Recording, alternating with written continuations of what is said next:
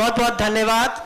मंच पर बैठी अखिल भारतीय राष्ट्रीय कांग्रेस की राष्ट्रीय महासचिव प्रियंका गांधी जी और सभी वरिष्ठ नेतागण और पत्रकार साथियों, आप सबका बहुत बहुत स्वागत है। आप सबको नमस्कार। और मैं ये दावे के साथ कह सकती हूं कि आज का दिन देश की राजनीति में एक नया अध्याय, एक नई क्रांति लाएगा। मैं ये भी दावे के साथ कह सकती हूं कि सक्रिय राजनीति में आने से पहले और उसमें आने के बाद जिस कर्तव्य बोधता का और जिन मूल्यों को लेकर प्रियंका जी चली हैं, उसमें साहस का, दृढ़ निश्चय का और करुणा का समावेश है। मैं सिर्फ इसलिए नहीं कह रही हूं क्योंकि ये मेरी नेता है, लेकिन जब ये सड़कों पर उतर के अन्याय के खिलाफ लड़ती हैं तो इनकी साहस और दृढ़ निश्चय दिखता है। जब ये हाथरस में एक मजबूर मां को गले लगाती हैं और लखीमपुर में किसानों के आंसू पोंछती हैं तो इनकी करुणा, इनकी सहृदयता दिखती है। मुझे ऐसा लगता है कि उत्तर प्रदेश की राजनीति, उत्तर प्रदेश जो देश का सबसे बहुल्य क्षेत्र है, एक बड़े निर्णायक मोड़ पे खड़ा है। और आज जिस बात को करने के लिए प्रियंका जी आपके बीच में आई हैं, वो जरूर ऐतिहासिक है। मैं ये जरूर कहना चाहती हूं कि जिस आगामी चुनाव के लिए कांग्रेस पार्टी ने इस बार घोषणाओं के बजाय प्रतिज्ञा का प्रण किया है, और इस क्रम में आज जो सबसे बड़ी और सबसे पहली प्रतिज्ञा है, उसके बारे में आपको संबोधित करने के लिए, देश की राजनीति की तरफ एक नई क्रांति का पहला कदम उठाने के लिए मैं प्रियंका गांधी जी को आमंत्रित करती हूं। नमस्कार। आपको थोड़ा इंतजार कराया उसके लिए माफी चाहती हूं।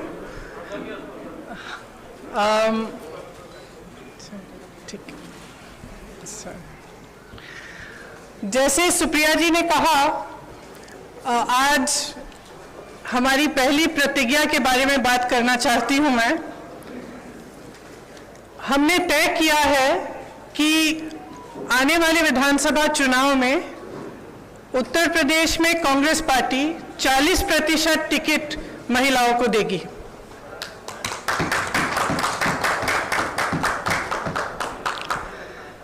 हमारी प्रतिज्ञा है कि महिलाएं उत्तर प्रदेश की राजनीति में पूरी तरह से भागीदार होंगी।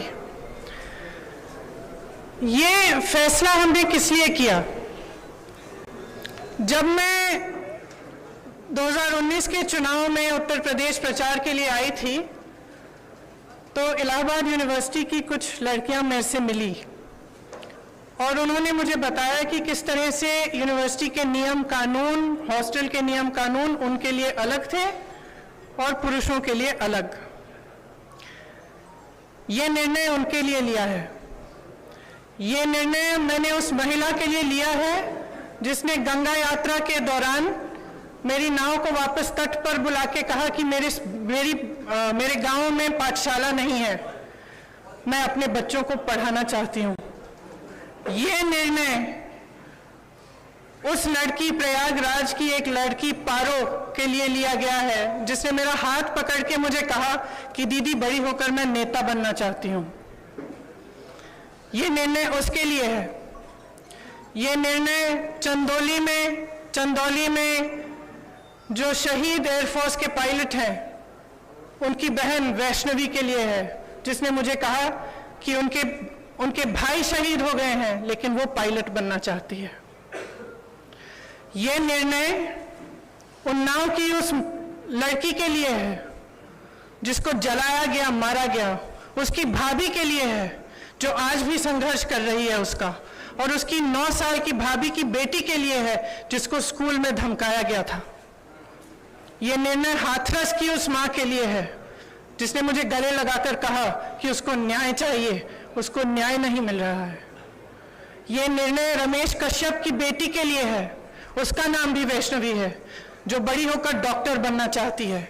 लखीमपुर में एक लड़की मेरे से मिली, मैंने उससे पूछा क्या बनना चाहती हो बड़ी होकर, उसने कहा प्रधानमंत्री बनना चाहती हूँ। उसके लिए है ये निर्णय। ये निर्णय लखनऊ की एक बस्ती में लक्ष्मी वाल्मीकि के लिए है जो ITI पढ़ी है, BA की है, उसने कंप्यूटर कोर्स किया है, आज तक उसे नौकरी नहीं मिली है। ये निर्णय उसके लिए है। ये निर्णय सोनभद्र में उस महिला के लिए है जिसका नाम किस्मत है, जिसने अपने लोगों के लिए आवाज उठाई, संघर्ष किया और न्याय मांगा। ये निर्णय उत्तर प्रदेश की हर एक महिला के लिए है जो बदलाव चाहती है, जो न्याय चाहती है, जो एकता चाहती है, जो चाहती है कि आगे बढ़े उसका प्रदेश। मैं आप सबसे कहना चाहती हूँ, आप समाज सेविका हैं, आप अध्यापक हैं, आप एक नौजवान महिला हैं जो आप अपना भविष्य बनाना चाहती हैं, आप प्रेस में हैं। अगर आप बदलाव चाहती हैं तो इंतजार मत करिए, आपकी सुरक्षा कोई नहीं करने वाला। सब बातें करते हैं, सुरक्षा करने का जब समय आता है तो सुरक्षा उनकी होती है जो आपको कुचलते हैं। आज सत्ता का नाम यह है कि आप खुलेआम पूरे पब्लिक के सामने लोगों को कुचल सकते हैं। ये सत्ता बन गई है, ये गलत है। घृणा का बोलबाला है, नफरत का बोलबाला है, गलत है। इसको महिलाएं बदल सकती हैं। महिलाएं इसलिए बदल सकती हैं क्योंकि करुणा भाव, सेवा भाव और दृढ़ता, शक्ति सबसे ज्यादा महिलाओं में है। मैं आपसे कहना चाहती हूं, राजनीति में आओ, मुझसे कंधा से कंधा मिलाओ। मैं जानती हूं कि आपके संघर्ष क्या है। मेरी प्रेस की सहेलियां यहाँ हैं, मैं जानती हूं, मैं आपको देखती हूं सुबह से शाम तक आप कैसे दौड़ती हैं, किन परिस्थितियों में। जब सीतापुर में बीच रात में अंधेरा था, मुझे घेर लिया पुलिसकर्मी ने, महिला पुलिसकर्मी थी, मुझे घेरा, मुझसे लड़ी, मैं भी भिड़ गई उनसे। उसके बाद मुझे उन्होंने जीप में बिठाया और अंधेरी रात में सिर्फ मैं, वो दोनों और 2 कांस्टेबल मुझे सीतापुर के पीएससी कंपाउंड में ले गए। एक का नाम मधु था, एक का नाम पूजा। ये निर्णय उनके लिए भी है क्योंकि मैं समझी कि 4 बजे सुबह तक ड्यूटी पे थी। उनकी एक अफसर जिनकी पोस्टिंग सीतापुर में थी लेकिन जिनकी बूढ़ी माँ अकेली नोएडा में रहती है।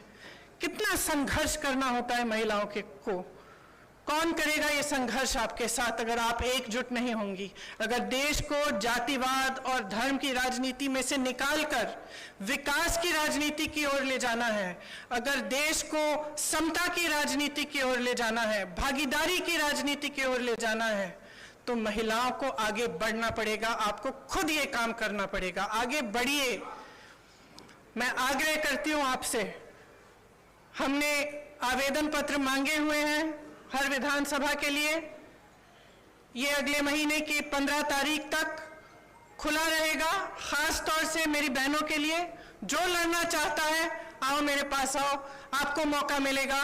हम इस देश की राजनीति, इस प्रदेश की राजनीति बदलेंगे। धन्यवाद।